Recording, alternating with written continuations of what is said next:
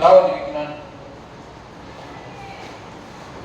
ચાલો વિજ્ઞાનની અંદર આપણે એસિડ બેઝ અને ક્ષાર નામનું ચેપ્ટર માં છેલ્લો ટોપિક આપણે જોતા હતા. છેલ્લે આપણે એવી વાત કરી હતી કે લિટમસ પત્ર, હળદર પત્ર અને જાસૂદના ફૂલનું સૂચક ત્રણેયમાં જે કલરના જે અલગ અલગ રંગ જોવા મળે, કલર મીન્સ કે જે આપણે પ્રયોગ કરીએ એમાં અલગ અલગ પ્રકારના ફેરફાર, કોઈમાં ગુલાબી રંગ, કોઈમાં લીલો રંગ, લાલ લિટમસ પત્ર ભૂરું બને, ભૂરું લિટમસ પત્ર લાલ બને. તો એસિડ બેઝ અને ક્ષારની અલગ અલગ પ્રક્રિયાઓ જે થતી હતી અને અલગ અલગ પરિણામો આપણને અવલોકનો મળતા હતા એ જોયું. હવે આમાં તમને એક દુધિયા પટ્ટો આપ્યો છે કે શું તમે એસિડ વર્ષાથી માહિતગાર છો?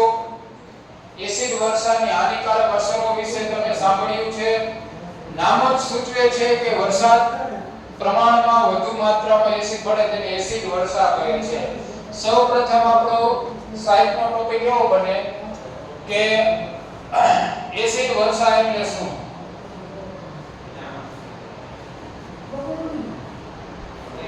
એસિડ વર્ષા કોને કહેવાય? ચાલો, એસિડ વર્ષા કોને કહેવાય? કોઈ ખ્યાલ છે? આમાં એવું તમને કીધું છે કે વરસાદમાં વધુ માત્રામાં એસિડ પડે ને તેને એસિડ વર્ષા કહે છે. પણ થાય છે કઈ રીતે? અત્યારે જે આપણે વરસાદ થાય છે ઈ કયો વરસાદ કહેવાય? હે? આપણા એસિડ વર્ષા થાય? આપણે કેવો વરસાદ? સાદો વરસાદ થાય? કેવો વરસાદ થાય? સાદો વરસાદ. એસિડ વર્ષા ક્યાં થાય? ચાલો, એસિડ વર્ષા થવાના કોઈને કારણો ખ્યાલ હોય તો કયો? એસિડ વર્ષા થવાના કોઈ કારણો તમને ખ્યાલ હોય તો? કોઈને ખ્યાલ નથી? જો એસિડ વર્ષા એટલે બીજું કાંઈ નથી, વરસાદનું જે પાણી હોય ને એસિડિક બની જાય. હવે થાય કઈ રીતે? Continue process. તો કે જો માનો કે દરિયામાંથી પાણી શું થાય? ગરમ થાય ઉનાળામાં, વરાળ પામી શું બને? વાદળ બને. ઊંચે ચડી વાદળ બને. તો વાદળા પછી ક્યાં આવશે? ધીરે ધીરે ધીરે દરિયામાંથી ક્યાં આવે? જમીન ઉપર આવે ને. તો જમીન ઉપર વાદળું આવશે અને પછી શું થાય? તો કે ઠંડુ પડશે. તો જમીન ઉપર વાદળું આવે અને ઠંડુ પડે ઈ પહેલા જ્યારે જમીન ઉપર આવે તો જમીન ઉપર ઘણી બધી ફેક્ટરીઓ આવેલી છે. જેમ કે જામનગરમાં જાવ તો રિલાયન્સ ફેક્ટરી છે, એસઆર ફેક્ટરી છે. ઈ દરરોજનો કેટલો બધો ધુમાડો આકાશમાં કે પર્યાવરણમાં છોડે. ઘણો બધો ધુવાળો, થોડો ઘણો નહીં. તો ઈ બધો ધુવાળો ક્યાં જવાનો છે? આકાશ અથવા વાતાવરણમાં રહેવાનો. વરસાદી વાદળું જ્યારે એમાં આવે તો એ વાદળા સાથે ધુવાળો શું કરશે? પ્રક્રિયા કરશે. અને એ ધુવાળો પ્રક્રિયા કરી અને પાણીને કેવું કરશે? ખરાબ કરશે. અને પછી ત્યાં વરસાદ આવશે તો બધું ધુવાળો એમાં ઓગળી ગયો હશે અને ડાયરેક્ટ ક્યાં આવશે? જમીન ઉપર. એસિડ વર્ષાથી ઘણું બધું નુકસાન થાય. તો તાજમહેલ છે ને, તાજમહેલ એવો પેલા જેવો નથી. પેલા તાજમહેલ છે ને એકદમ વ્હાઈટ હતો. હવે એ તાજમહેલ ઝાંખો પડી ગયો. શા માટે? તો કે મથુરા આસપાસ ઘણી બધી રિફાઇનરીઓ આવેલી છે. તાજમહેલ આસપાસ ઘણી બધી રિફાઇનરી આવેલી છે.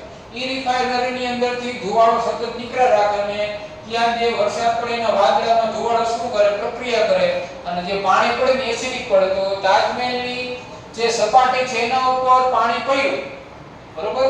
તો એ સપાટીમાં કેવી થઈ ગઈ? ડાર્કનેસ આવી, ઝાંખી પડી ગઈ. એકદમ ચળકતી સપાટી હતી જ્યારે બનાવ્યું ને ત્યારે. પણ પછી કેવું થઈ ગયું હતું? પાછું એનું રિનોવેશન કરીને પાછો કલર કર્યો વ્હાઈટ. આપણે યતન ગયા હોય છે તાજમહેલ કેટલા વાર પ્રવાસમાં? હા, તો આપણે બધા ગયા હતા તો તમે જોયું તાજમહેલ એકદમ વ્હાઈટ છે ને, એ પાછો રિનોવેશન કર્યું. એવી રીતે ખેતરની અંદર જ્યારે એસિડ વર્ષા થાય ને તો ઊભા પાક બળી. અત્યારે આપણે મરચી છે, કપાસ છે, મગફળી છે, તુવેર છે, ઘણું બધું છે. કઠોળ બધા બળી ગયા છે, શાકભાજી તમામ બધું બળી ગયું છે. તો કહેવાનો મતલબ કે એસિડ વર્ષા જ્યારે થાય ને ત્યારે પણ આવું થાય. તો ધુમાડાના કારણે થાય. હવે જો હું તમને ડિટેલમાં સમજાવું છું કે વરસાદમાં વધુ માત્રામાં એસિડ ભળે ને એને વર્ષા કહેવાય. એસિડ ભળે એટલે કોઈ એસિડ નાખવા નથી જતું.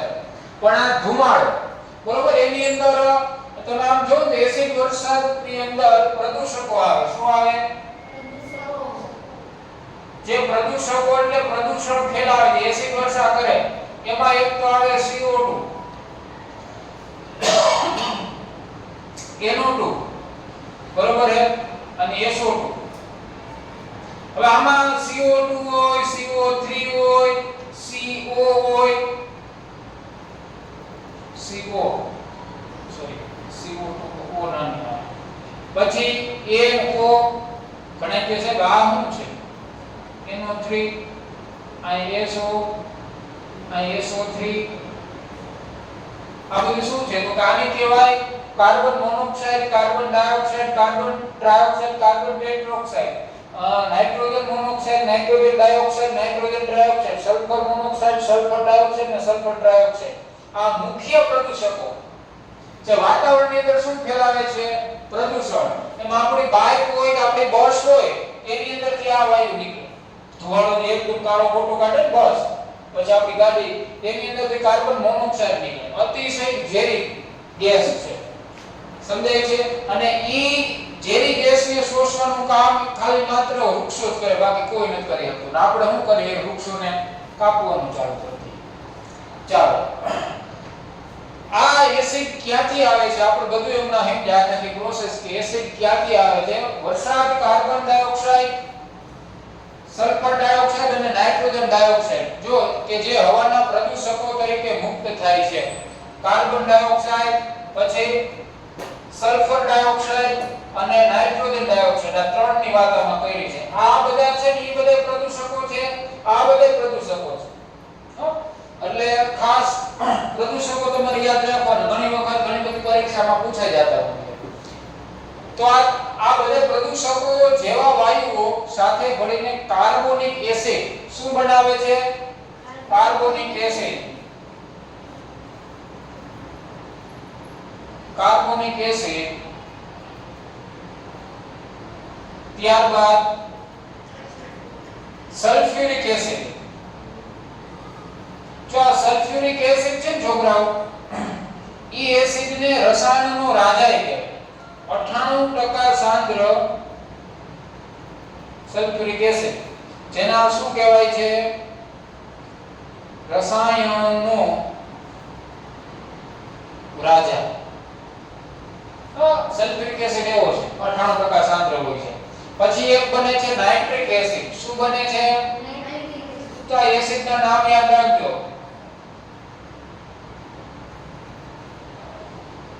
Nitric acid. એસિડ વર્ષા બહુમાળી મકાનો, ઐતિહાસિક સ્મારકો, વનસ્પતિઓ અને પ્રાણીઓને નુકસાન કરે છે. જો આમ તો એસિડ વર્ષા છે ને ખેતરને એટલી નડે, ઐતિહાસિક ઇમારતો હોય, સ્મારકો હોય કે જે આજે 500 વર્ષથી આપણી પાસે સાંસ્કૃતિક વારસા તરીકે 1000 વર્ષથી હોય, એની માથે એસિડ વર્ષા થાય ને તો એની સપાટી છે ને એને બહુ નુકસાન પહોંચે. અને એસિડ વર્ષાથી તમારા જે જળાશય છે, તળાવો છે, નદી નાળા છે, કૂવાની અંદર ઈ પાણી કેવું આવી જાય? એસિડ વાળું. અને ઈ પીઓ ને તો તમારા શરીરની અંદર અનેક પ્રકારના ચામડીને લગતા, આંખને લગતા, પેટને લગતા બધા રોગ થાય. તમે આગળ ધોરણ 10 માં જાઓ ને ભણશો pH વિશે. શેના વિશે? pH. pH એટલે શું થાય ખબર છે? pH આમ લખાય. pH નું પૂરું નામ કોઈને આવડે છે?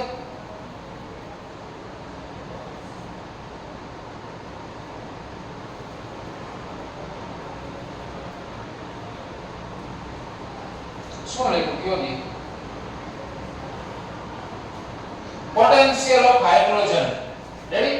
તમે આગળ જાઓ તો ત્યાં તમારે ઘણું બધું એમાં ભણવાનું આવશે. પણ અત્યારે આપણે pH એટલે એસિડ મપાય છે માં અને માપવાનું આપણે લંબાઈ માપવી છે માં મપાય. 2 લિટર 3 લિટર એમાં મપાય ને. લંબાઈ માપવી છે માં મપાય. ફૂટ, કિલોમીટર, મીટર, માઇલ, યાર્ડ ઘણા બધાના અંતરો છે. સેન્ટીમીટર.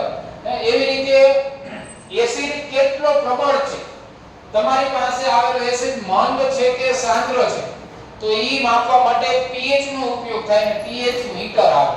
શું આવે? pH metre.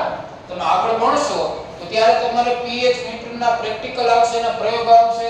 અને pH મીટર કઈ રીતે તમારે યુટિલાઇઝ કરવું એનો પણ તમને એમાં શીખવાનું આવશે. આવડો કોઈનો રોડ આવે એની સાથે કાર્બનનો સળિયો હોય ને એ તમારે એસિડમાં નાખવાનો ને એના ઘણા બધા ગ્રાફ દોરવાના ને એના ઉપર તમે કહી શકો કે આ એસિડ હાઇડ્રોએટ આવી રીતે છે. બરોબર છે? આના કરતા વધારે સાંદ્ર છે એમ. હવે સાવચેતી રાખવાની કે પ્રયોગશાળામાં એસિડ તથા બેઝને રાખવા તથા ઉપયોગમાં લેવા માટે ખૂબ જ કાળજી લેવી આવશ્યક છે, કારણ કે તેઓ ક્ષારણ કરવાની પ્રકૃતિ ધરાવે છે. જો આપણે સિમ્પલ રીતે લીંબુ ખાતા હોય અને કદાચ રસનું ટીપું લાદી ઉપર પડી જાય તો ડાઘ થઈ જાય. તો લીંબુની અંદર કયો એસિડ હોય?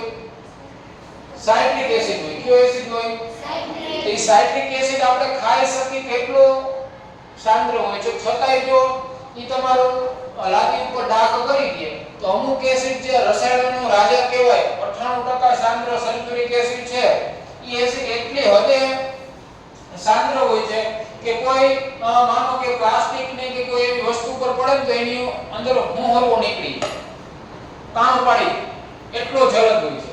તો આપણે પ્રયોગશાળાની અંદર ગમીને હોય આની પહેલા આપણે પાઠની શરૂઆત થઈ ત્યારે હતું કે ક્યારેય કોઈ વસ્તુને આપણે ચાખવાની નહીં, કોઈને સ્પર્શવાની નહીં, ત્યાર પછી કોઈની સાથે કોઈ વસ્તુ તેની આપણે મજાક મસ્કરી કરતા હોય તે કરવાનું નહીં. ઘણી વખત આમ એસિડ આંખમાં ઉડી જાય તો કાયમી માટે તમારે આંખ હોય છે આંધળા થઈ જાય. એસિડ એટલી હદે હું થાય ને ખતરનાક પરિણામ સમજાય છે. એટલે ખાસ એ સાવચેતી રાખવાની. અને આ ત્વચામાં બળતરા કરે. જો ત્વચા હે ને તમારી કેવી કરી નાખે, બેનો કપડા ધોતા હોય પછી એના હાથ જોજો કેવા થઈ જતા હોય છે, થઈ જાય ને.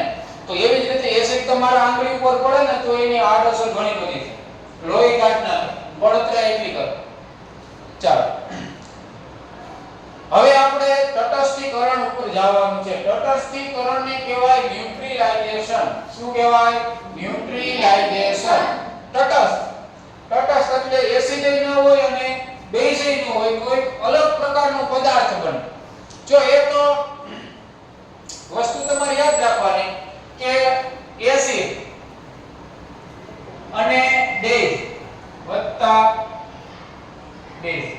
એસિડ અને બેઝ ને બેયને ભેગા કરો તો શું થાય છોકરાઓ? ખબર હે? Very good. તો આ વૈકલ્પિક પ્રક્રિયકો અહીંયા તમને મળશે નિપલ ક્ષાર વત્તા શું મળશે? પાણી મળશે. આને શું કહેવાય? પ્રક્રિયકો કહેવાય. શું કહેવાય? પ્રક્રિયકો. આને શું કહેવાય? નિપજ. શું કહેવાય? નિપજો કહેવાય. આને પ્રક્રિયકો કહેવાય. હવે જો એસિડ અને બેઝ એટલે ક્ષાર અને પાણી મળ્યું તો આ ક્ષાર અને પાણી મળ્યું ને તમારી શું થઈ ગઈ? તટસ્થીકરણની પ્રક્રિયા. શું થઈ? તટસ્થીકરણની પ્રક્રિયા. હવે જો આની અંદર તમને કેવું કીધું છે કે આપણે શીખી ગયા કે એસિડ ભૂરા લિટમસ પત્રને લાલ અને બેઝ લાલ લિટમસ પત્રને ભૂરું બનાવે છે. આવું આપણે શીખી ગયા. એસિડ ભૂરા લિટમસ પત્રને કેવું બનાવે? લાલ. એ ભૂલા, બે રાહુ. યાદ રાખવાનું જીવો ત્યાં. આપણે જોઈએ કે જ્યારે એસિડ તથા બેઝ બંનેને મિશ્રણ કરવામાં આવે ત્યારે શું થાય છે? આપણે એવા સૂચકનો ઉપયોગ કરીશું જેને આપણે અત્યાર સુધી કર્યો નથી. મેં જ્યારે તમને સૂચકો ભણાવ્યા હતા ને ત્યારે છોકરો 3 સૂચકોના નામ આપ્યા હતા. પહેલું કયું હતું? લિટમસ પત્ર. એ કુદરતી સૂચક. શેમાંથી મળે? લાઇકેન નામની વનસ્પતિમાંથી મળે. ત્યાર પછી આપણે બીજું સૂચક કયો જોયો તો? હળદર. હળદર પત્ર આપણે બનાવ્યું છે. બરોબર છે? એ બધે પ્રાકૃતિક સૂચક છે, કુદરતમાંથી મળે. ત્રીજો સૂચક કયું જોયું આપણે? જાસૂદનું ફૂલ. બરોબર? તો જાસૂદનું ફૂલ એ કુદરતમાંથી મળે. આ 3 છે ને પ્રાકૃતિક સૂચક કહેવાય. પણ હવે એક કૃત્રિમ સૂચક આવે છે. એનું નામ છે ફિનોપ્થેલિન. શું આવે છે? ફિનોપ્થેલિન. બરોબર છે? ફિનોફ. તો લખવામાં ખાસ ધ્યાન રાખવાનું. પહેલા ફિનો લખવાનું, પછી લ અડધો ને ફ અને થેલિન. ફિનોપ્થેલિન. બરોબર? બોલતા આવડવું જોઈએ. આ શું છે? એક સૂચક છે. શું છે? સૂચક. જેમ હળદર, પછી લિટમસ પત્ર અને જાસૂદની કળી, જાસૂદના ફૂલની કળી ઈ આપણા સૂચક હતા એમ એક આવી જાય ફિનોલ્ફથેલિન એ પણ શું છે સૂચક છે હવે ઈ તમને એમ થાય કે સાહેબ આપણે અત્યાર સુધી હળદર પત્ર વાપર્યું જાસૂદની કળી વાપરી પછી લિટમસ પત્ર વાપર્યું તો આપણે ન્યુટ્રલાઇઝેશનમાં એની શું જરૂર પડી કોની ફિનોલ્ફથેલિન તો હવે જે આપણે ન્યુટ્રલાઇઝેશન પ્રક્રિયા જે કરવાની છે અથવા તો શીખવાની છે એની અંદર તમારી ન્યુટ્રલાઇઝેશન પ્રક્રિયા થઈ ગઈ છે કે નહીં એવું આપણે ઇન્ડિકેટ કોણ કરશે ફિનોલ્ફથેલિન કરશે કોણ કરશે ફિનોલ્ફથેલિન જો હળદર પત્ર છે પછી જાસૂદની કળી છે અને લિટમસ છે ઈ તો તમારી એમ કહે છે કે આ પદાર્થ એસિડિક છે કે બેઝ જે તે પદાર્થની અંદર એસિડ રહેલો છે કે બેઝ રહેલો છે ઈ તમને કહે છે પણ મારે જે ન્યુટ્રલાઇઝેશન પ્રક્રિયા છે એ પૂર્ણ થઈ ગઈ છે કેટલી બાકી છે એવું મારે ઇન્ડિકેટ કરવું હોય એવું મારે જાણવું હોય તો કોણ દર્શાવશે ફિનોલ્ફથેલિન ત્યાં તમારું હળદર પત્ર કામ આવશે નહીં રેડી તો હવે જો તમને પ્રવૃત્તિ આપી છે જોઈ અને એવું કીધું છે કે આ પ્રવૃત્તિ વર્ગના શિક્ષક દ્વારા નિર્દેશન વર્ગમાં શિક્ષક દ્વારા નિર્દેશન કરવામાં આવે તમારે જાતે તમારે કરવાની નથી એક કોષનળીના ચોથા ભાગ નોન સલ્ફ્યુરિક એસિડ વડે ભરો તેને રંગની નોંધ કરો ફિનોલ્ફથેલિનના રંગની નોંધ પણ કરો એસિડમાં 2 થી 3 ટીપા સૂચકના ઉમેરો સૂચક એટલે તમારો ફિનોલ્ફથેલિન ફિનોલ્ફથેલિનની આવડી સફેદ કલરની બોટલ આવે સફેદ કલરનું હોય તમારે શું કરવાનું તો કે આમ આકૃતિમાં તમને આપ્યું છે જો એક કોષનળી લેવાની જોજો એમ નવું કોષનળી આવી હોય આવી રેડી હવે આની અંદર તમારે શું લેવાનું છે એસિડ શું લેવાનું એસિડ અને એમાં શું નાખવાનું ફિનોલ્ફથેલિન શું નાખવાનું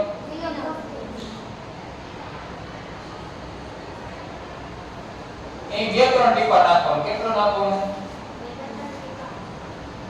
2-3 ટીપા ફિનોલ્ફથેલિન અને આમાં એસિડ લેવાનું કયું લેવાનું તો કે મંદ HCl અને કે સાહેબ HCl એટલે શું તો કે મંદ HCl એટલે મંદ હાઇડ્રોક્લોરિક એસિડ હાઇડ્રોક્લોરિક એસિડ નું આ શું છે અણુ સૂત્ર છે શું છે અણુ સૂત્ર ચાલો પછી એની અંદર તમારે શું નાખવાનું છે બેઝ શું નાખવાનું છે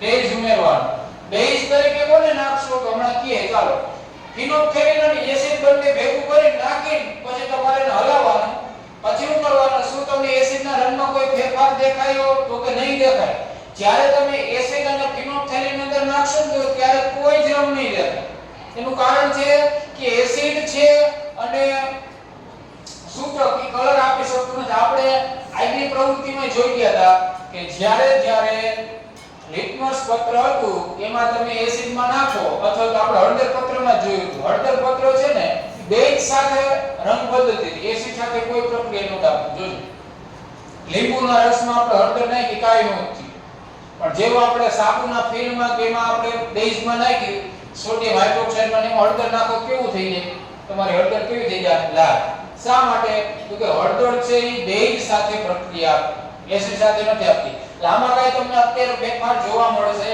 નહીં પછી શું કરવાનું હવે ડ્રોપરની મદદ વડે સોડિયમ હાઇડ્રોક્સાઇડના દ્રાવણનું એક ટીપું એસિડિક દ્રાવણમાં ઉમેરવાનું છે અને કરવાનું શું તો કે છે ને સોડિયમ હાઇડ્રોક્સાઇડની છે ને આવડી ચોકની કે આવડી ગોળીઓ આવે એનું ફ્રેશ દ્રાવણ આવે અને ગોળીઓ આવે ગોળીઓ તમારે પાણીમાં ઓગાળ નાખવાનું પછી એનું દ્રાવણ બનાવી નાખો તોય તમારું સોડિયમ હાઇડ્રોક્સાઇડનું દ્રાવણ થઈ જાય બરોબર સોડિયમ હાઇડ્રોક્સાઇડ એટલે કે NaOH આને કહેવાય સોડિયમ હાઇડ્રોક્સાઇડ શું કહેવાય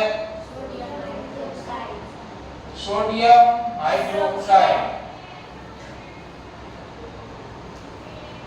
સોડિયમ હાઇડ્રોક્સાઇડ આમ એક ટીપું નાખવાનું આની અંદર તમારે એસિડ ને બધું ભર્યું પછી તમારે આમાં શું નાખવાનું સોડિયમ હાઇડ્રોક્સાઇડ અહીં ઉમેરી દેવાનું આની અંદર અત્યારે એસિડ છે અને ફિનોલ્ફથેલિન છે એક ટીપું તમારે શું નાખી દેવાનું સોડિયમ હાઇડ્રોક્સાઇડ નું એક ટીપું એને હોય છે હવે શું થાય તો કે એક ટીપું નાખી દાવ એક ટીપું નાખવાનું છે એક ટીપું નાખીને કસનળીને હલાવવાનું પછી જોવાનું કલરમાં કઈ ફેરફાર થયો કે ના કલર આવ્યો કે ના ફરી પાછું બીજું ટીપું નાખવાનું વળી હલાવવાનું વળી ત્રીજું ટીપું નાખવાનું વળી શું કરવાનું હલાવવાનું આ રીતે પ્રોસેસ કન્ટિન્યુ કરવાની શું દ્રાવણના રંગમાં કોઈ પરિવર્તન જણાય છે? હવે ટીપે ટીપે સોડિયમ હાઇડ્રોક્લોરાઇડના દ્રાવણને ઉમેરતા જાઓ. આમાં હાઇડ્રોક્લોરાઇડ છે ને ભૂલ છે ને હાઇડ્રોક્સાઇડ આવશે. હો તો એમાં તમારે હાઇડ્રોક્લોરાઇડ આવ્યું. સોડિયમ હાઇડ્રોક્લોરાઇડ એટલે કેવું થયું? NaHCl એવું એક આવે ને હાઇડ્રોક્સાઇડ આવે. હાઇડ્રોક્લોરાઇડ ની જગ્યાએ હાઇડ્રોક્સાઇડ આવશે. સોડિયમ હાઇડ્રોક્સાઇડના દ્રાવણ ઉમેરતા જાઓ જ્યાં સુધી ગુલાબી રંગ જોવા ન મળે ત્યાં સુધી હલાવતું રહેવાનું છે. તમે ધોરણ 6 ની અંદર ભણી ગયા સંતૃપ્ત દ્રાવણ યાદ કરો. સંતૃપ્ત દ્રાવણ આપણે કેવી રીતે બનાવતા? તો કે તમારે હલાવતું જવાનું, મીઠું નાખી જાવ, જ્યાં સુધી ઓગળે ત્યાં સુધી નાખી જાવ. એક સમય એવો આવશે કે એની અંદર ઓગળતું શું થઈ જાય? બંધ. પછી પાછું થોડી વાર ગરમ કરીને પાછું ઓગાળવાનું, પછી હાવ ઓગળતું કેવું થઈ જાય? બંધ. તો જે તે દ્રાવણ ઓગળતું એની અંદર બંધ થઈ જાય આપણે કહી શકીએ કે તે દ્રાવણ કેવું થઈ ગયું? સંતૃપ્ત છે, સેચ્યુરેટેડ સોલ્યુશન બની ગયું. એવી જ રીતે આની અંદર એક ટીપું સોડિયમ હાઇડ્રોક્સાઇડ નાખી જાવ. એક સમય એવો આવશે કે આની અંદર એક ગુલાબી રંગ આવી જાય. શું આવી જાય? ગુલાબી રંગ આવી. પણ ગુલાબી રંગ આવશે પાછો વયો જાય. એક ટીપું નાખશો ને આવી જાય, વળી પાછો વયો જાય. વળી પાછું હલાવવાનું, વળી પાછું એક ટીપું નાખશો તો થોડોક આવશે. થોડોક નાખશો ને તો હાઈ ક્લાસ વ્યવસ્થિત ગુલાબી રંગ આવી જાય. આછો ગુલાબી રંગ આવવો જોઈએ. કેવો? આછો ગુલાબી. ચાલો તો આગળ જોઈએ. હવે હાઇડ્રોક્લોરિક એસિડ નું એક ટીપું નાખો. હાઇડ્રોક્લોરિક એસિડ એટલે HCl. તમને શું જોવા મળશે? દ્રાવણ ફરીથી રંગવિહીન બને છે. જો મેં કીધું ને કલર આવશે પાછો વયો જાય. ફરીથી સોડિયમ હાઇડ્રોક્સાઇડ નું ટીપું નાખો. શું રંગમાં કોઈ ફેરફાર જણાય છે? દ્રાવણ ફરીથી ગુલાબી રંગનું બને છે? તો કે હા. આ સાબિત કરે છે કે જ્યારે દ્રાવણ બેઝિક પ્રકૃતિનું હોય છે ત્યારે ફિનોલ્ફથેલિન ગુલાબી રંગ આપે છે. એટલે માત્ર ને માત્ર છે ને ફિનોલ્ફથેલિન શું છે ખબર છે? સૂચક છે. ફિનોલ્ફથેલિન તમને એમ કહે છે કે હવે એસિડ અને બેઝ છે ને મિત્રો એ સરખા પ્રમાણમાં ભેગા થઈ ગયા છે. જ્યારે એસિડ અને બેઝ સરખા પ્રમાણમાં ભેગા થાય ને ત્યારે તમારું શું બની જાય? ક્ષાર અને પાણી. ઘણા કે સાહેબ આવું તમે બહુ સમજે ઓન પેપર, પણ આમાં પ્રક્રિયા કઈ રીતે થતી હોય આવું ઘણાને શું થતું હોય મગજમાં? જો તમને અહીં આપેલું છે આકૃતિ, તમને વ્યવસ્થિત આપેલી છે, જોઈ લેજો બરોબર. પણ છતાં આપણે હમણાં આકૃતિ સાથે આપણે ભણશું. આમાં તમને સરસ મજાનું એક પ્રક્રિયા આપી છે. પ્રક્રિયા ચોક લઈ લેજો છે ને. ચાલો એક જ જોઈએ. હવે તમને પ્રક્રિયા આપી છે. જો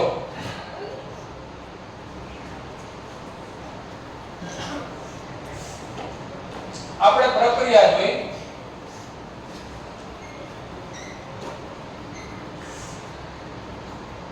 પ્રક્રિયા જો આની અંદર તમને આપેલી છે કે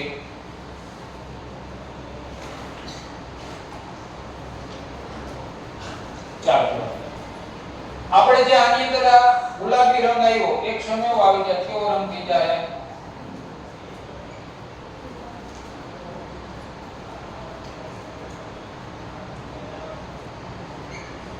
ગુલાબી રંગ જોવા મળે છે. હવે તો પ્રક્રિયામાં પહેલા તમારે એસિડ લેવાનું. ચા એનો ફોર્મ્યુલો છે યાદ રાખજો. સૌપ્રથમ એસિડ આપણે કયો લીધો? મંદ HCl. તો લખવાનું HCl. આ એનું નામ શું થાય? Hydrochloric acid. બરોબર. પછી વત્તા બીજામાં શું નાખ્યું હતું? બેઝ તરીકે શું નાખ્યું હતું? NaOH. એટલે શું કહેવાય એને? Sodium hydroxide.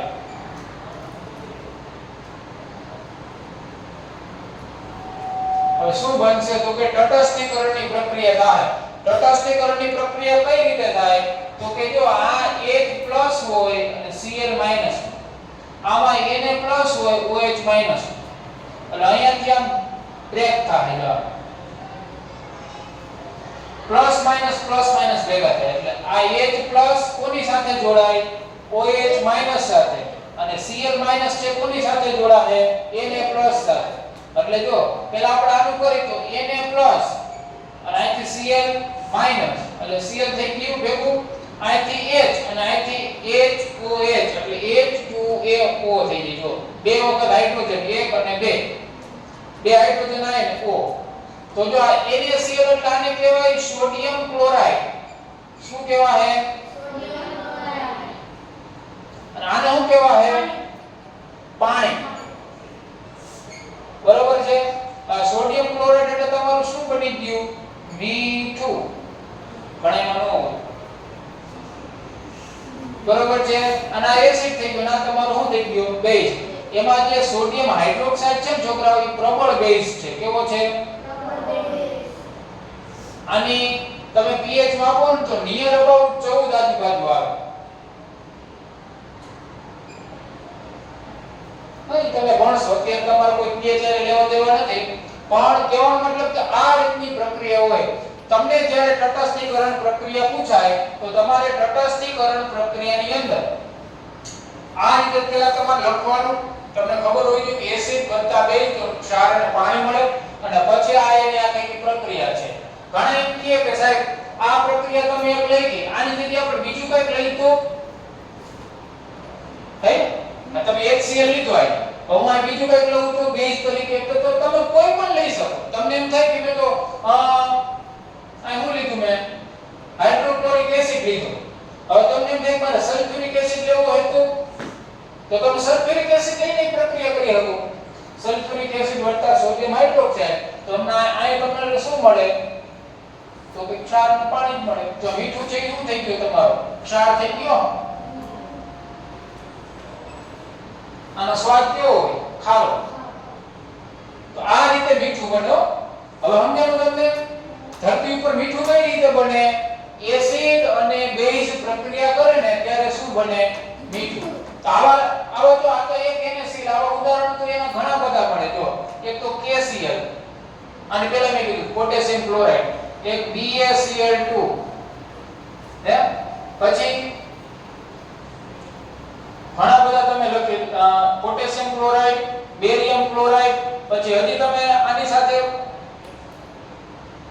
પોટેશિયમ આયોડાઇડ આ એક પ્રકારનું ક્ષાર તો ઘણા બધા તમે વગેરે વગેરે પ્રકારના ક્ષાર આ રીતે બને છે આ બધાયની પ્રક્રિયા છે તો આ બધાયની પ્રક્રિયા થાય તમારે એટલું યાદ રાખવાનું કે એસિડ વત્તા બેઝ એટલે ક્ષાર અને પાણી મળે બરોબર હવે એટલો ઘણી વખત એસિડ છે ને કોઈ ધાતુ સાથે પ્રક્રિયા કરે ને માનો કે ઝિંક ધાતુ છે ઝિંક ધાતુ સાથે એસિડ પ્રક્રિયા કરશે તો શું થાય ખબર છે ઝિંક ધાતુ અને એસિડ પ્રક્રિયા કરે ને તો ત્યારે હાઇડ્રોજન વાયુ ઉત્પન્ન થાય શું ઉત્પન્ન થાય હાઇડ્રોજન પછી એવી રીતે માનો કે પાણીનું તમે વિદ્યુત વિભાજન કરો ને તો હાઇડ્રોજન અને ઓક્સિજન ઉત્પન્ન થાય કારણ કે તમને ખબર છે કે હાઇડ્રોજન અને ઓક્સિજન શેના બનેલા છે આ બધી રાસાયણિક પ્રક્રિયાઓ છે તમારે અત્યારે ખાલી પાયામાં ધોરણ 7 પૂરતી એટલી આવે છે બાકી તમે ધોરણ 10 ની અંદર જાઓ તો how many types of reaction કેટલી પ્રકારની પ્રક્રિયાઓ છે સંયોગીકરણ પ્રક્રિયા વિસ્થાપન પ્રક્રિયા દ્વિવિસ્થાપન પ્રક્રિયા તો આવી બધી ઓક્સિડેશન પ્રક્રિયાઓ રિડક્શન પ્રક્રિયાઓ રેડોક્સ પ્રક્રિયાઓ ઘણી બધી પ્રક્રિયાઓ ભણવાના આવશે આ તો માત્ર એક કઈ છે તટસ્થીકરણ પ્રક્રિયા છે રેડી તો આ તટસ્થીકરણ આ રીતે થાય છે તમે માનો કે તમારા શરીરની અંદર જ્યારે એસિડિટી થાય તો એસિડિટી ક્યારે થાય તો કે એસિડિટી થાય ત્યારે કે તમે તીખું વધારે ખાઈ લીધું તો અંદર અગ્નિ થાય બળતરા થાય એ એસિડના તમારા જઠરની અંદર આપણને ખબર છે કે આપણે પાચન તંત્ર ભણી ગયા કે એ આપણા જઠરની અંદર મધ હાઇડ્રોક્લોરિક એસિડ ઉત્પન્ન થાય છે એ એસિડ તો હોય ખોરાકને પચવા માટે અને છતાંય આપણે બહારથી એસિડિક પદાર્થો પેટમાં નાખી એટલે હોજરીની અંદર એસિડ ઉત્પન્ન થઈ જાય તો હવે એનું કરવાનું શું બળતરા થાય તો ડોક્ટર પાસે જાવ તો એમ કે કાઈનો લેજો કે તમને એક નાની એક કેપ્સ્યુલ આપે કેપ્સ્યુલ પીઓ ને એસિડિટી ગાયબ થઈ એની અંદર બીજું કાંઈ હોતું નથી માત્ર ને માત્ર એ તમને શું આપશે બેઝ આપશે શું આપશે બેઝ બરોબર છે તો અંદર તમારા પેટની અંદર એસિડ પડ્યો છે તમને બહારથી શું આપશે બેઝ આપશે અંદર પેટમાં તમે બેઝ નાખશો એટલે એસિડ અને બેઝ બે શું કરશે પ્રક્રિયા કરશે તો અંદર શું બની જાય? ક્ષાર અને પાણી. વાર્તા પૂરી. પછી તો ઈનો વાળા કેમ કે કામ શરૂ કરે છે 6 સેકન્ડમાં. અરે 6 સેકન્ડ કરતાય વહેલું 5 થી 2 થી 3 સેકન્ડમાં જેવું તમારા શરીરની અંદર ઈનો જાય ને અને તટસ્થીકરણ પ્રક્રિયા થઈ ગઈ. વાર્તા પૂરી. એક મોટો ઓળકાર આવે પૂરું. તટસ્થીકરણ પ્રક્રિયા પૂરી. બીજું કાંઈ નથી. સમજાય છે? તો આવી રીતે ગમે ત્યાં આખા બ્રહ્માંડની અંદર તટસ્થીકરણ પ્રક્રિયા થાય. એસિડ અને બેઝ ભેગા થાય તો ક્ષાર અને પાણી મળે. રેડી? ચાલો હવે આની આગળ જોઈએ.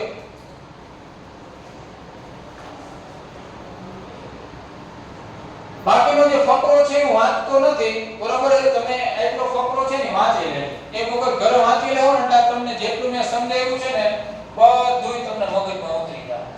રેડી? ચાલો હવે રોજિંદા જીવનમાં તટસ્થીકરણ નવો ટોપિક આમાં નામ આવે છે.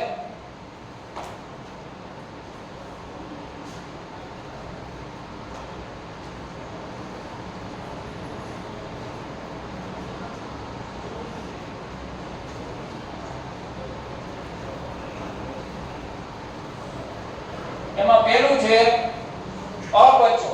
અપચા વિશે અપચો આપણે એના વિશે ભણી ગયા હમણાં. બીજું છે કીડીનું કરડવું.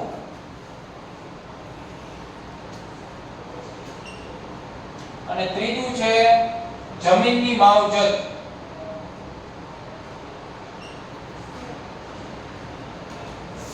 અને ચોથું છે ફેક્ટરી વેસ્ટ.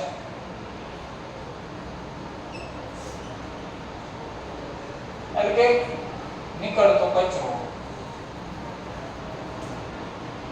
ચાલો હવે જો અમે હમણાં જ વાત કરી, છતાંય પાછી વાત વાંચી જાવ એટલે કોઈને કઈ પ્રશ્ન હોય તો ખબર પડી કે આપણે મિલ્ક ઓફ મેગ્નેશિયા વિશે મેં તમને અગાઉ કહી દીધું છે, ભણી ગયા. આપણા જઠરમાં હાઇડ્રોક્લોરિક એસિડ હોય છે. તમે પ્રકરણ 2 માં શીખી ગયા, આપણે બધા વ્યવસ્થિત શીખી ગયા હે. ચાલો આપણને ખોરાકના પાચનમાં મદદરૂપ બને છે. વધુ પડતો એસિડ જઠરમાં ભેગો થાય તો આપણને અપચો થાય. ને આપણે બધાને ખ્યાલ છે ઘણાને એસિડિટી થાય, લાઈક એસિડિટી થાય તો પછી ડોક્ટર હોય તો ડોક્ટરનો ઈનો પાઈ દે. ઈનો કામ કરી દે 6 સેકન્ડમાં. ચાલો કેટલીક વખત આપણે અપચો જે થાય ને પીડાદાયક હોય છે. આ અપચાથી મુક્ત થવા આપણે એન્ટાસિડ તરીકે એટલે કે પ્રતિ એસિડનો ગુણધર્મ ધરાવતો મિલ્ક ઓફ મેગ્નેશિયા લઈએ છીએ અથવા તો ઈનો લઈએ છીએ. જે મેગ્નેશિયમ હાઇડ્રોક્સાઇડ ધરાવે છે તે વધુ પડતા એસિડની અસરનું શું કરે છે? તટસ્થીકરણ કરે છે. ઈનો જે કામ કરે છે ને એ માત્ર ને માત્ર આ પ્રક્રિયા કરે છે. પેટની અંદર જે તટસ્થીકરણની પ્રક્રિયા કરે. સમજાણું? હવે કીડી કઈડે એટલે આપણે ખંજવાળ આવે. તો કીડીના ડંખમાં કયો એસિડ હોય આપણે ભણી ગયા. કયો એસિડ હોય? ફોર્મિક એસિડ હોય. કયો એસિડ હોય? ફોર્મિક. ઈ ફોર્મિક એસિડ છે જ્યારે કીડી કડે તો આપણા શરીરની અંદર દાખલ કરે તો ફોર્મિક એસિડના કારણે આપણા શરીરની અંદર ખંજવાળ આવે. હવે વિચાર કરો કે કીડી કેવડી, એની અંદર ફોર્મિક એસિડ કેવડું, એનો ડંખ કેવડો ને આપણને ટેટો કરી દીયો. ખંજેલા જાતી પછી ગઈ જાય તો એમ કે થૂક મોય થૂક એટલે ફટી જાય. હે પેલા સમયમાં કૂતરા કરતા ને તો આવે કે અહીંયા દવાખાને લઈ જાવ કે વ્યવસ્થા નહોતી. ઈ કે કામ કે કૂતરું કેડું ના તો શું કરવાનું? તો કે ભૂકી લે અને ભૂકીને બાંધ દે. જ્યાં કૂતરે બટકું ભર્યું ને ચાની પત્તી આવે ભૂકી ઈ બાંધ દેવાનું અને બળતરા કરે. અઠવાડિયું ભૂકી બાંધીને ફરે એટલી બળતરા થાય તો કૂતરું કેવું ને ભૂલાઈ જાય. પછી ભૂકીમાં હતો કે મટી ગયું. આવું પેલા હતું. કહેવાનો મતલબ એ છે કે ગમે કોઈને કાચ કેવું લાગે ને માથે કેરોસીન નાખે. જોઈ ઘણા એવા હોય કાંટો લાગ્યો હોય તો કેરોસીન મૂકે. આવા દેશી નુસ્ખા છે. કહેવાનો મતલબ એ છે કે કીડી કઈડે તો આપણે શું કરી? ખંજોળી. પણ હવે હું તમને એક બીજી દવા એ દઉં. કીડી કઈડે ને ત્યારે કાંઈ ખંજોળવું ન પડે, ખાલી દવા એકલી ની એકલા મૂકી દઈને ક્લિક એટલે તમને ખંજોળાવતી બંધ. ઘણા હે તો કે ફોર્મિક એસિડ છે ને કીડીના ડંખમાં શું છે? Formic acid. ઈ ફોર્મિક એસિડની બેઝ સાથે પ્રક્રિયા કરો એટલે તટસ્થીકરણ થઈ ગયું. તો તમને ખંજવાળ આવતી શું થઈ જાય? બંધ. તો જો જ્યારે આપણે કીડી કરડે છે ત્યારે આપણી ચામડીમાં એસિડિક દ્રવ્ય ફોર્મિક એસિડ દાખલ કરે છે. આ એસિડની અસર દૂર કરવા માટે આપણે બેકિંગ સોડા અથવા તો કેલેમાઇનનું દ્રાવણ કે જે ઝીંક કાર્બોનેટ ધરાવતું હોય તે ચામડી પર ઘસવું જોઈએ. હવે ઘણા કે બેકિંગ સોડા એટલે હવારમાં ભઈને આપણે સોડિયમ હાઇડ્રોજન કાર્બોનેટ, એને બીજું નામ થાય સોડિયમ બાયકાર્બોનેટ. તો હવે તમારે શું કરવાનું? સોડિયમ હાઇડ્રોજન કાર્બોનેટ એટલે ઘણાની ચોટલી ખીચું થઈ ગઈ એટલે શું થાય? એટલે કાઈ નહીં, સાદીના ફૂલ કેરી કાઢે તો શું કરવાનું? તો તમે જે ડંક છે એ ડંક ઉપર શું કરશો તમે બધાય? સાદીના ફૂલના થોડું પાવડર લેવાનું, એકાદ ટીપું શું લેવાનું? પાણી લેવાનું, એમાં ઓગળ નાખવાનું, એ ટીપું ક્યાં મૂકી દેવાનું? જ્યાં કીડી કરી ત્યાં ઓલું થયું છે ત્યાં જરીક વાર થાય ને એ પાણી અંદર ઉતરશે સોડિયમ હાઇડ્રોજન કાર્બોનેટ વાળું, એટલે તમને જે ન્યુટ્રલાઇઝેશનની પ્રક્રિયા થઈ જાય, તટસ્થીકરણની પ્રક્રિયા થઈ જાય, એટલે વાર્તા પૂરી. ખનીવાળ આપણે શું થઈ જાય? બંધ. અખતરો કરજો, થાય કાઈ નહીં. હો ઘણા કે સાહેબ બીજું કઈક થઈ જાય તો એમાં પરું બરું થઈ જાય, પરું ન થાય. તમને કીડી કઈડી છે અને ખંજવાળ આવે છે, ત્યાં તમારે શું કરવાનું? સાદીના ફૂલમાં એક ચમચી ભરવાની અને એક ચમચી લેવાનું, થોડું ગમતું પાણી લેવાનું અને ખાલી એમાં નાખી ઓગાળીને જે તમને કીડી કઈ ત્યાં ખાલી ઘણી નાખો અને પૂરું.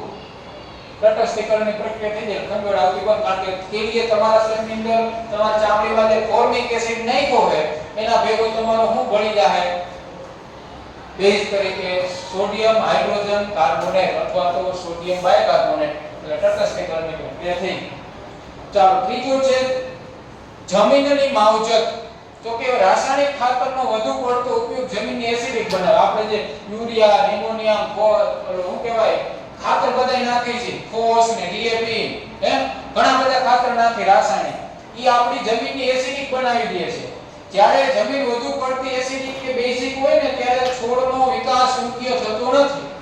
જ્યારે જમીન વધુ પડતી એસિડિક હોય તો ત્યારે તેની માવજત ક્વિક લાઇમ, કોના દ્વારા? ક્વિક લાઇમ. ક્વિક લાઇમ, લાઇમ એટલે ચૂનો થાય. શું થાય? ક્વિક લાઇમ. ક્વિક લાઇમ એટલે કેલ્શિયમ ઓક્સાઇડ. શું થાય? Calcium oxide. એટલે જે આપણે ચૂનો ખાઈએ ને, આ બધે ચૂનો જે કર્યો છે ને, એ ચૂનો શેમાં ઉમેરવાનો? તમારે જમીનની અંદર. તમારી જમીન જ્યારે એસિડિક થઈ જાય ત્યારે તમારે જમીનની અંદર શું ઉમેરવાનું? ચૂનો, ક્વિક લાઇમ. બરોબર છે? કારણ કે ક્વિક લાઇમ છે, તમને ખબર છે કે ચૂનો કેવો છે? બેઝિક છે. ચૂનાનું નીકળ્યું પાણીમાં તો બેઝિક હતું, આપણે કાલે પ્રયોગ કર્યો હતો. ચાલો, પછી સ્લેક્ટ લાઇમ એટલે કે કેલ્શિયમ હાઇડ્રોક્સાઇડ. સ્લેક્ટ લાઇમ એટલે તો કે જે ચૂનો હતો કેલ્શિયમ ઓક્સાઇડ એની અંદર પાણીમાં નાખી દીધું, પાણીની અંદર ઓગાળી તમે જમીનમાં નાખો એટલે સ્લેક્ટ લાઇમ થઈ ગઈ. કેલ્શિયમ હાઇડ્રોક્સાઇડ કહેવાય. જો કેલ્શિયમ ઓક્સાઇડ એટલે શું થાય છોકરા ખબર છે? CaO, આને કેલ્શિયમ ઓક્સાઇડ કહેવાય.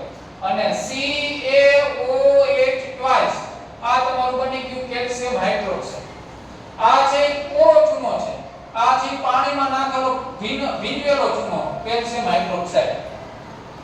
ચાલો, જેવા બેઝિક પદાર્થો દ્વારા કરવામાં આવે છે. જો જમીન બેઝિક હોય તો તેમાં કાર્બનિક એટલે કે રાસાયણિક ને પણ સેન્દ્રિય ખાતર, જે આપણે કોઈદરા ઉથરેટીનું કરતા હોય ને, જો તમારી જમીન બેઝિક હોય તો શું નાખવાનું જમીનમાં? કાર્બનિક દેશી ખાતર નાખવાનું. અને તમારી જમીન તો એસિડિક હોય તો શું નાખવાનું? કેલ્શિયમ ઓક્સાઇડ અથવા તો કેલ્શિયમ હાઇડ્રોક્સાઇડ. કાર્બનિક દ્રવ્યો એસિડને ઉત્પન્ન કરે છે, જે જમીનની બેઝિક પ્રકૃતિનું શું કરશે? તટસ્થીકરણ કરશે. ચાલો, હવે ફેક્ટરી વેસ્ટ. ઘણી ફેક્ટરીઓમાંથી નીકળતો કચરો એસિડિક હોય છે. કેવો હોય છે? એસિડિક. આમ તો ફેક્ટરીમાંથી જે કચરો નીકળે ને, તમે જોજો, ફૂંક હોય ન ગમે, એ બધું આપણે જમીનમાં નાખીએ તો જમીનનું શું થતું છે? વિચાર કરો. દવા જે બનતી હોય માણસની છે, આ તમે મને એકવાર વિચાર આવ્યો હતો કે કેન્સર થતું હોય પછી કેન્સરનું ઓપરેશન કરે તો કેટલા દર્દીઓ કેન્સર વાળા હશે? એ કેન્સર કોઈની જીભ કાપી નાખે, કોઈના ગળોપા કાપી નાખે, કોઈના આંતરડા કાપી નાખે, તો એ બધું જે વેસ્ટ હોય ક્યાં નાખતા હશે? તો એટલા વિસ્તારમાં જે નાખતા હશે ત્યાં જમીનનું શું થતું હશે? એમાંથી બેક્ટેરિયા ઉડી ઉડીને આપણે પાણી આવતો હોય, આજુબાજુ જમીનને ખરાબ નહીં કરતા હોય. ત્યારે વિચાર. ચાલો, તો કે આપણી ફેક્ટરીમાંથી ઘણી ફેક્ટરીમાંથી નીકળતો કચરો એસિડિક હોય છે. જો આવા કચરાને સીધો જ પાણીમાં વહેડાવી દેવામાં આવે ને તો તેમાંનો એસિડ માછલી તથા અન્ય જળચર જીવોને નાશ કરે છે. જો સીધું પાણીમાં નખાય ને આપણે બધા શું કરીએ કે ખોખર બે કાંઠે વહી જઈએ છે ને ડાયરેક્ટ આપણે સંડાસની પાઇપલાઇન ક્યાં નાખી નદીમાં. એક બાજુ સામે કાંઠે નદીમાં બધા નાતા હોય ને બેડા ભરતા હોય. હું તો જલ જમનાના ભરું અને આ બાજુ બધું શું થતું હોય જલ જમનાના પાછા એમાં નાખતા હોય. થાય ને પાછા હું કે જળમાં મળ જ ન હોય. હવે ભયો જાય છે. રેશન કાર્ડનું નામ નીકળી જાય. જળમાં મળની દીકરી સાથે. હે કહેવાનો મતલબ એ છે કે ફેક્ટરી વેસ્ટ અથવા તો જે તમારો તમે જે કચરો પ્રોડ્યુસ કરો ઉત્પન્ન કરો છો એને સાચવવાની વ્યવસ્થિત આપણે જવાબદારી આપણી છે. એટલે જ આપણે સ્કૂલની અંદર જે કચરાનું યોગ્ય આપણે વ્યવસ્થાપન કરેલું છે. કચરો જે ઉડે નહીં પ્લાસ્ટિક ભેગું થાય એને દૂર સુધી જવાનું ને હળગાવી નાખવાનું એમને ખુલ્લામાં નાખવાનું નહીં. એનું કારણ આ છે તે શું કરશે એક પ્રકારનું જમીનનું પ્રદૂષણ કરશે અને કચરામાંથી મોસ્ટ ઓફ વધારે પડતો એસિડ ઉત્પન્ન થાય. તમે છોકરાઓ જ્યારે કચરો હળગાવો ને ત્યારે જોજો કચરામાંથી કેવો કાળો કાળો ગોટે ગોટા ધુવાળા નીકળતો પ્લાસ્ટિકમાંથી. તો એ બધું ધુવાળો ક્યાં જાય? વાતાવરણમાં. અને ઈ પાછો શ્વાસ આપણે લેવાનો. તો આપણે એવું સમજતા નથી. તો આપણે આવનારા ભારતના જાગૃત નાગરિક કહેવાય. જાગૃત અને સંવેદનશીલ નાગરિક છીએ. બરોબર. આમાંથી કોઈ વડાપ્રધાન બેઠા છે, આમાં કોઈ ડોક્ટરો બેઠા છે, મોટા થઈને તમે બધે બનવાના છો અને આખી ભાવિ પેઢીનું નિર્માણ કરવાના છો. તો આપણે સૌનો સાથ સૌનો વિકાસ કાંઈ ન કરી શકી તો કાંઈ નહીં, પણ સમાજને નડવાનું બંધ કરી દઈએ તો મોટા મોટી શું છે સમાજ સેવા. એવી રીતે આપણે જે આપણો કચરો ઉત્પન્ન કરીએ છીએ બરોબર છે. તમે સવારથી ઉઠો ને સાંજ સુધીમાં ઘણો બધો કચરો તમે કરી નાખો. તો કચરાનું યોગ્ય વ્યવસ્થાપન થવું જોઈએ અને ખુલ્લે ક્યાંય જમીનમાં કોઈને નડે નહીં એ રીતે જવું જોઈએ જેથી આપણા વાતાવરણને આપણા શરીરને નુકસાન પહોંચે નહીં. આપણું વાતાવરણ આપણું શરીર કેવું રાખી શકીએ? સ્વસ્થ. બસ હવે આપણે આપણો આ લેક્ચર પૂરો કરીએ. બાકીનું જે છે સ્વાધ્યાય છે એ રીતે આપણે આવતીકાલે જોશું. ચાલો.